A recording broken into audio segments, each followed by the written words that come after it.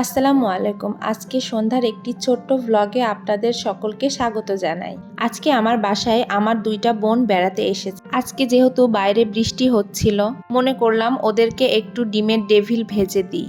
আমার আয়াস আনিশা ওদের বাবা এইটা খেতে খুব পছন্দ করে।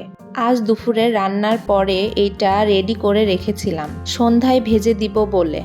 আনিশার বাবাও অফিস থেকে চলে এসেছে, সেই কারণে রান্নাঘরে গরম গরম চপ ভাজতে চলে আসলাম।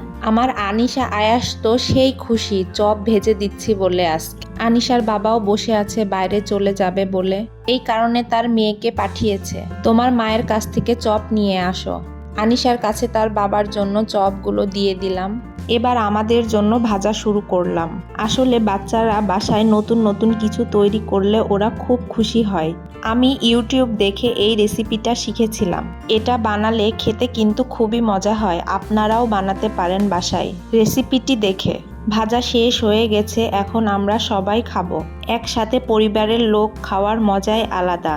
একটা জিনিস কষ্ট করে বানানোর পরে সবাই যখন খেয়ে সেটার প্রশংসা করে তখন নিজের কাছে অনেক ভালো লাগে।